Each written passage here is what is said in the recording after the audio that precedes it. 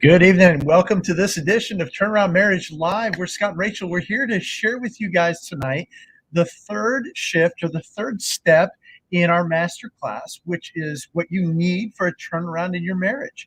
And if you're out there tonight and you're realizing, boy, we do need some encouragement, we do need a turnaround in our marriage, this is exactly the place that you need to be. And definitely make sure you hit on the last 2 days. We've hit on the first step and the second step. And here we are at the third one, which is rebooting your mind. And we would say, guys, even before we dive into this, that this is absolutely our most important of those steps. And one of the key most things that you can do to implement in your marriage right now that will absolutely change everything. So we're so glad that you're here tonight. Absolutely. Yeah. If you're on Facebook and watching us, say hello, give us a thumbs up, let us know you're watching. And if you're on YouTube, go ahead and hit the bell. You can subscribe and go ahead and like and share it as well so that you can not miss any of our content. We are here to strengthen and encourage your Christian marriage. And we are Scott and Rachel. And now we're going to be talking about that third shift, which is to reboot your mind. Briefly, the last 2 days, we've talked about embracing stress and fighting hard.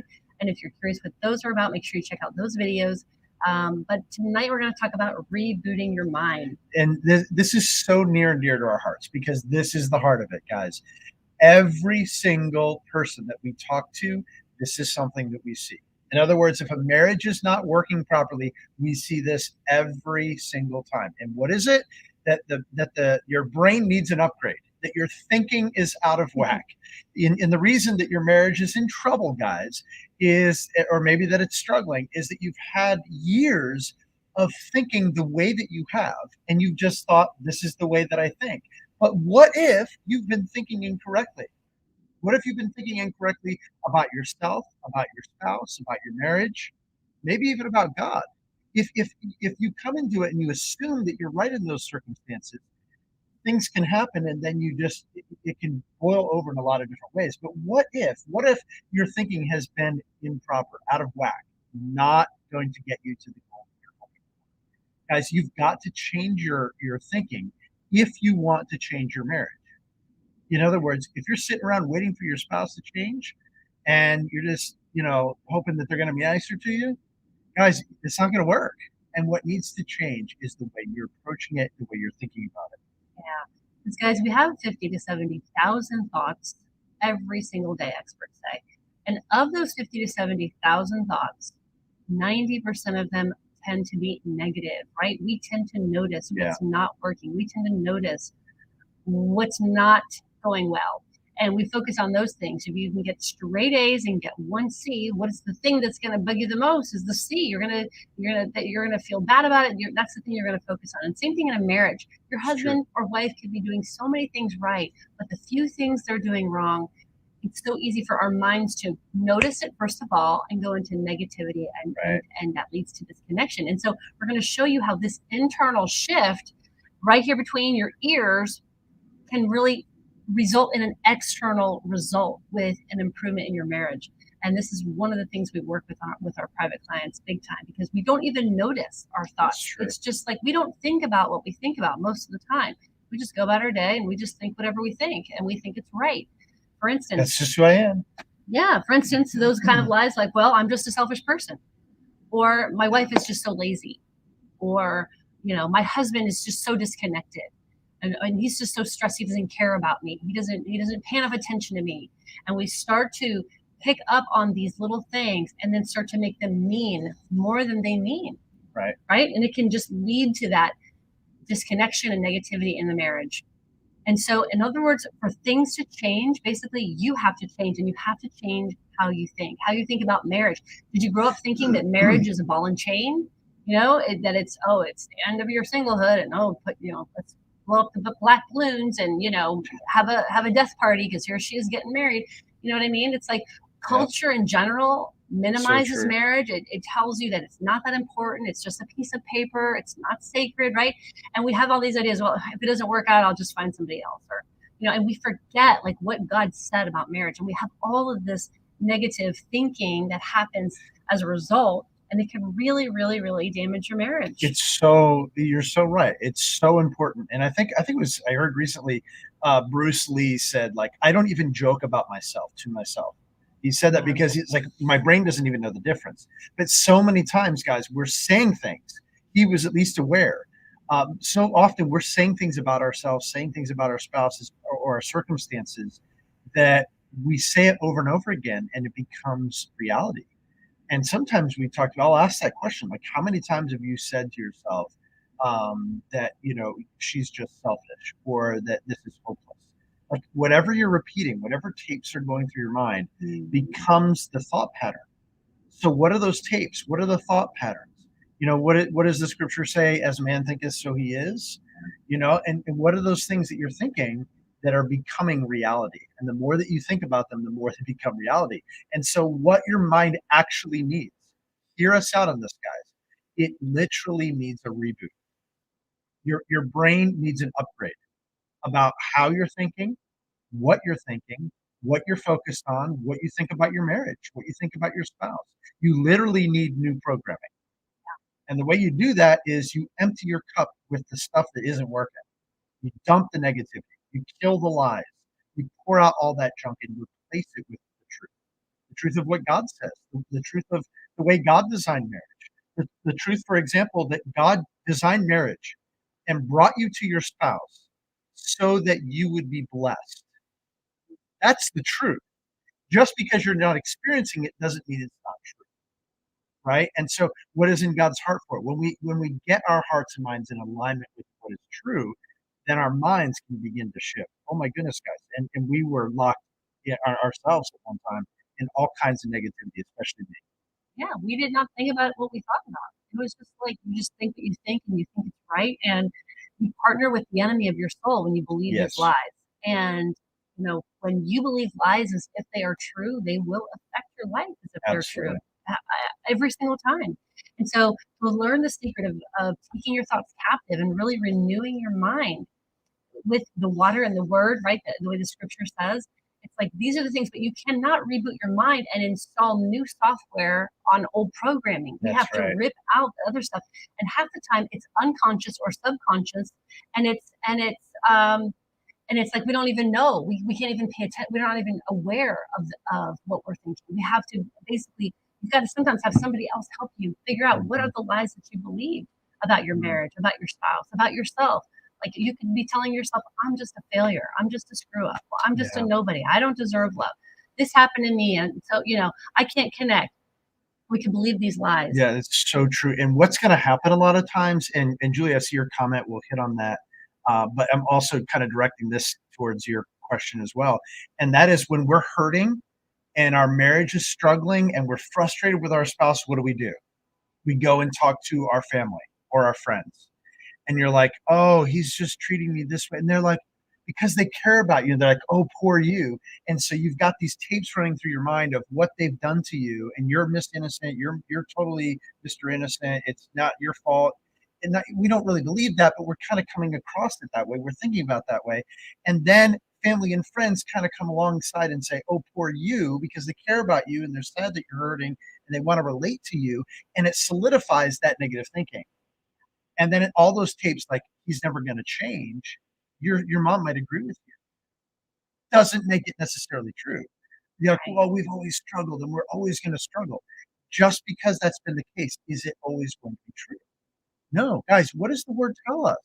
That God is the God of impossible, of the impossible. That's who He is in His character. And if He designed marriage and He gave it to you as a gift, the problem is not God or the gift. It's that we've not received it and we've not thought about it properly. Maybe we've not used the instruction manual properly. And when we get that in alignment, guys, anything is possible. He's able to do far more than we could ask or imagine, the word tells us. And what is impossible with man? In other words, what is impossible with doing it the way you've tried is possible with God. It's absolutely true. So, guys, we've got to learn to take our thoughts captive about what is not true. And Julie, whatever case, for anybody out there, we've got to learn to get our thoughts captive. We can't control every aspect of our circumstance. We can't control our spouse, but we can control what we're thinking about and how we're thinking. And with God's anything is possible. And if we take our thoughts captive, that is step one. We begin there and then start to lock in What does the word teach us about marriage? What does God say about our circumstances? Because when we get there and when we say, Lord, fill me with what is right and true, everything can really, really change. And Mm. guys, if we're focused on the negative stuff, we're focused on what's not working, focused on all the problems. That's the wrong kind of thinking. And we need a reboot of our minds to realize that for things to change, guys, we've got to change. And specifically, what needs to change most of all is this. Because this leads the way. And I want to show Yeah, you it leads the heart. how this internal shift can really lead to that external change. Because, you know, when you if you pay attention to your thoughts and your thinking, anything anything always starts in your mind, right? A negative idea or a negative belief about your husband. Oh gosh, he's so XYZ, fill in the blank. He's so weak, or my wife is such a nag, or he's just so, distant, or she's so controlling, whatever. We can start to run these tapes. And everything Right. starts as a thought. They'll do a little something, or they'll have a pattern, and maybe there's an element of truth to it. But when we run with that, then that from that thought, now our hearts start to shift, right? And it starts to affect our emotions, and we start to get a little bitter about the situation we're in. We start to feel a little jealous of the people at church that seem like they have the perfect marriage. We start to feel Mhm. a little bit of anger or a lot of anger toward our spouse, and it comes out in ugly ways, and you're like embarrassed of how you fight at home behind closed Mhm. doors. And maybe that anger leads to malice. And then your hearts can start to become cold toward one another. And it all started right here. Yes. And then as our hearts are growing cold, now we start to wall off parts of our heart from people around us, from our spouse, and even Yeah. from our God, right? We can start to grow cold and maybe start getting distant at church. And then our spiritual life starts to get a little shaky and a little bit weak. And then from that place, now we're really in a place of negativity because we're disconnected from the body and we're disconnected from our spouse and we're angry or lonely or just sad about our situation. And that literally is a toxic end result in your body. You've got your Right. cortisol levels are elevated and your blood pressure is going up and you might be putting weight on or dropping weight without needing to. And, and your body starts to really take a toll and now you're not sleeping or eating and it can lead to you getting sick more often. And it all Yeah. started because of the thoughts. And, Absolutely. yeah. So go ahead. Yeah, I know you wanted to add absolutely. to Yeah, that. absolutely. Yeah, you're so right, Rach. It's and then what happens is you start to look at, well, I'm not sleeping and I'm having stomach problems. And you're going to the doctor to treat all these things when the problem all along started here. Like how often, guys, do we go to like doctor, I'm feeling depressed. Script, here's your meds. The problem isn't that you need meds. The problem that sometimes people need meds. I'm not saying that. The heart of the issue usually is the way you're thinking about your life, about your marriage. And if you're stuck in negativity, I've lived this, guys. If you're stuck in negativity, of course you're depressed. Of course you are. Why else would you be? Where else could you be? Unless we have our minds in lockstep with what is true. So, guys, you're not designed to live this way. This is not the way God designed it. Jesus said, I've come that they might have life and have it to the full, not just give you eternal life, but for your life now, for your marriage to be pure and exciting and filled with fun and joy and love and connection. So, what we see is that one of these things leads to the next. They absolutely do. And that speaks to the fact that we are holistic beings. Like we're not just hearts, we're minds, we're bodies, we're souls. And that goes back to what Jesus said in Mark 12. The greatest commandment is to love your God with your heart, soul, mind, and strength. And the second commandment is like the first.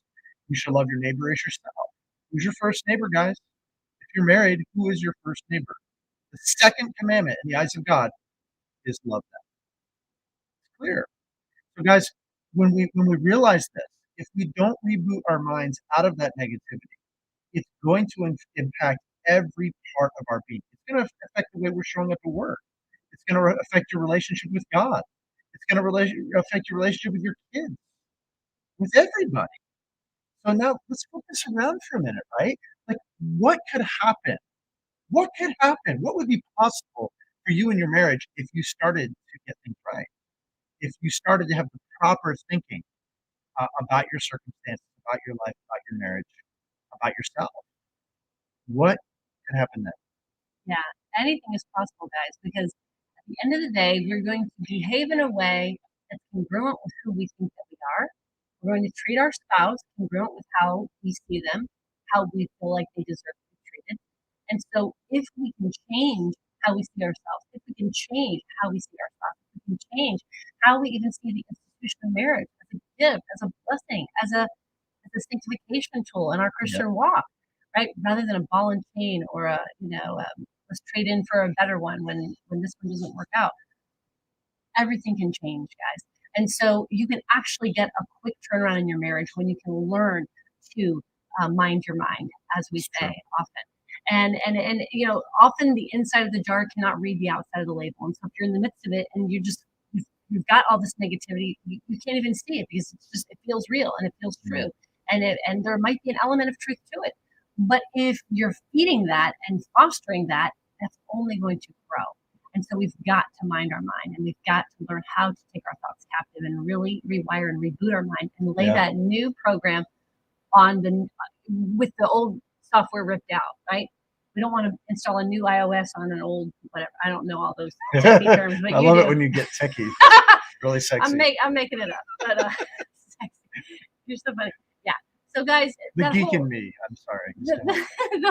the whole body, mind, heart, and soul stuff that we were just talking about, how it really starts with our mind and it leads to our heart, and it can affect our soul and our connection with God, and then our body too. But again, when we can start to use those four things to Yeah. turn the marriage around, everything can be radically different. And Yeah. what we were shocked to learn is that we actually have so much power in our mind, over our mind, if we Mhm. can learn to harness it and if we can learn to direct our thinking and to Yeah. pay attention and to really guard the door of our mind. And the reality of this is that the scriptures aren't unclear about this. No. But the problem is, in our culture, churches aren't talking about this very much. Christians are not talking about minding your mind very much. It does happen some, but it's very few and far between. And so, guys, that's really the heart of what we do too for people that come to us. And when they can get their thoughts in alignment with truth, things really start to change quickly. And so, let me give you an example. So, if you're frustrated, maybe even rightly so, about something that your wife is doing, and you're just like, oh, she's like this, and she keeps doing this, and she's nagging me, and maybe if you could get a little bit of perspective, just take a little bit of a step back and realize, wait a minute, I'm the one that's frustrated. She might have done this or that, but I'm showing up in life into this marriage with frustration. So who's guilty for that? You or her? You. It's you. And if you can shift that, if you can change that, if your thinking can be more proper about that, and you're not showing up with that kind of pessimism, that negativity, that frustration, things can really change. Your feelings towards your spouse can begin to change very quickly. And that's why we get amazing results in very short amount of time. Because let's face it, there's a lot of people that are out there that are going to be hearing tonight that are like, okay, this sounds good. I get it. I even want to dive into the word. And there's some out there that are going to be like really committing to God. Like, okay, I hear them that this resonates with me. This is true. Lord, help me to get my thinking proper, alignment with what you say. But there's many out there tonight that are going to hear this and are going to realize, oh my goodness, that is right on. That's exactly where we're stuck. And by the way, I'll even say there's a lot of people that go to counseling and they're not addressing this very much a lot of times. And they're getting stuck in the counseling because they think they need to just talk about all the crap that happened and get to the bottom of it. When in reality, they need to think right about it. That's what needs to change. And so there's many of you out there tonight that are thinking, Scott, Rachel, that sounds amazing. That sounds right. That's exactly what we need. We want to encourage you to book a call because that's the bread and butter and the heart of what we do. So you can go to turnaroundmarriage.com/call, pick a time that works. And Julie, I would even just address that question again by answering it to you. A lot of times it gets really dicey. Like if you're separated from your spouse, it's really hard to get the proper thinking when a lot of water has gone under the bridge, right? And we want to encourage you guys to reach out. Let's have a conversation about what things could possibly be. If we can help you guys. Yeah, absolutely. And so, yeah, go to turnaroundmarriage.com/call. And this could be the best 45 minutes you spend investing in your marriage. And as making this one simple shift of rebooting your mind It's and huge. really minding your It's mind huge. can change everything. You may need help for that. So that's what we're here for. Yep. So Until next time, we will see you then. See you tomorrow. God Bye-bye. bless.